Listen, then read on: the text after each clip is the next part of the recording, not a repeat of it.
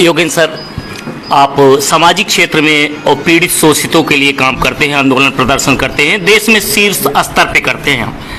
आपका एक बड़ा दायरा है, देश भर में लोग आपको जानते हैं। सीधी जिला एक बहुत ही छोटा पिछड़ा आदिवासी जिला है, आज आपको यहाँ क्यों आना पड़ा सर? सीधी छोटा नहीं है, यहाँ बड़े बड़े कांड होते हैं और बड़े बड़े संघर्ष होते हैं।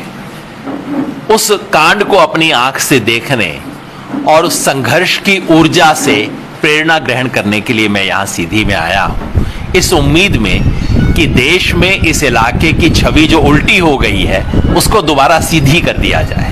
सर, आपने यहाँ क्या देखा है? आप किस मुद्दे को लेकर आए हैं, पर्टिकुलर मुद्दे को लेकर आप आए हुए हैं इस जिले में? सबसे प्रमुख बात जो हमें यहाँ लेके आई वो यहाँ का टोको रोको ठोको जो अभियान है, क्रांतिकारी मोर्चा है, उसने पिछले 12 साल से यहाँ के गांव में, मूसामुड़ी गांव में, जो आर्यन पावर जनरेशन कंपनी के लिए सरकार की तरफ से भूमि का जबरन गैर कानूनी रूप से अधिग्रहण हो रहा है, उसमें उसके विरुद्ध चल रहे धरने को समर्थन देने के लिए आए। हमारे उमेश भाई बड़े भाई हैं हमारे। आपका संघर्ष देश भर के किसानों को एक ऊर्जा देता रहा। सर, आप बहुत अनुभवी हैं, आपने इस तरह के कई आंदोलन देखे हैं।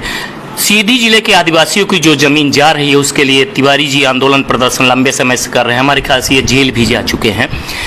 क्या वजह है सर? क्या इस देश में जो कानून बने हैं, बड़ी बड़ी पार्टियां बड़े बड़े दावे और वादे करती हैं कि आदिवासियों की जमीन नहीं छीनेगी, यहाँ पे छीन गई?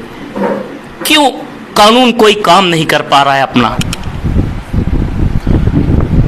साधारण कानून नहीं, सन 2013 में इस देश की संसद ने सर्वमान्यता से एक कानून बनाया, केवल आदिवासी के लिए नहीं, देश के हर किसान के लिए, कि जमीन छीनने से पहले उनसे पूछा जाएगा कि वो देना चाहते हैं या नहीं, और उनको कम से कम इतना मुआवजा दे दिया जाएगा जो बाजार में दाम के बराबर होगा। लेकिन इस सरकार ने बार बार षड्यंत्र करके उस कानून को लागू नहीं होने दिया। उस कानून की धारा 22(4) जो स्पष्ट कहती है कि अगर 2013 तक, दिसंबर 2013 तक सभी किसानों को पैसा नहीं मिल गया था, बैंक में खाते में नहीं पहुंचा था, तो पूरी अधिग्रहण की प्रक्रिया नए सिरे से शुरू होगी, उसे यहाँ लागू नहीं होने दिया। सर, यहाँ पे तो ये भी है कि जो MOU साइन किए थे मुख्यमंत्री शिवराज सिंह जी ने, कई कंपनियों को जमीनें दी, उन्होंने कोई उद्योग भी नहीं लगाया, जमीनें भी उनके पास है, और जो एक टाइम लिमिट होती है कि अगर आपने इतने वर्षों तक उद्योग नहीं लगाया तो जमीनें किसानों को वापस नहीं होगी, उसका पालन भी नहीं हो रहा है। इस संदर्भ में आपका संगठन या आप लोग कुछ आंदोलन प्रदर्शन यहाँ करेंगे? इस प्रदेश के और देश के तमाम संगठन, किसान संगठन, आंदोलनकारी संगठन, टोको रोको ठोको अभियान के नेतृत्व में हम तो उमेश भाई के पीछे खड़े हैं। जिस शिद्दत से, जिस ईमानदारी से और बिना समझौता किए इस सामंतवादी इलाके में इतने, जहां तरह तरह का दमन है, उस इलाके में खड़े होकर आपने संघर्ष किया, तो हमारी तो औकात क्या है कि हम इसमें खड़े हों, पर हाँ, जो भाई हमारे कहेंगे उसके साथ जुड़ के इस संघर्ष में शामिल हों, क्योंकि सीधी का संघर्ष पूरे प्रदेश और देश में एक संदेश दे रहा है। सर, आप चूंकि सामाजिक क्षेत्र में भी काम करते हैं, लेकिन आप जब कहते हैं कि भाजपा की सत्ता को उखाड़ फेंको, तो फिर आप पे शंका होने लगती है। आप ही बताइए, मैं कहूं कि किसानों के हित में बात करो, किसानों की नीति कहां तय होगी? राजनीति में। और मैं कहूं उस पे आंख मूंद लो, किसानों के लिए संघर्ष करो, आदिवासी के लिए संघर्ष करो, आदिवासी की जमीन छीनने के खिलाफ खड़े हो, लेकिन जो छीनने वाला है उसका नाम मत लो, जो छीनने वाला की कुर्सी है उस कुर्सी को मत हिलाओ। इससे बड़ा ढोंग और पाखंड क्या हो सकता है?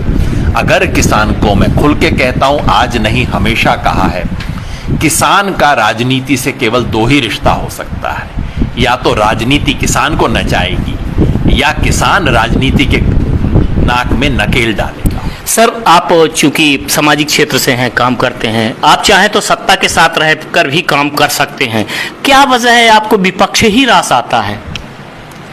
वो उमेश जी जैसे लोगों की गलत संगत पड़ गई है। गलत संगत का असर है। मैं कई बार सोचता हूं अगले जन्म में कुछ ज्यादा अच्छे साथी चुनूंगा जो कुर्सी के शौकीन हो। इस जन्म में तो अब यही चलेगा। सर, इस क्षेत्र में जो ये शोषण है ये कैसे रुक सकता है? आपके नजरिए से, आपके अनुभव से आप क्या कहना चाहेंगे? एक ही तरीके से रुकता है और वो है संघर्ष।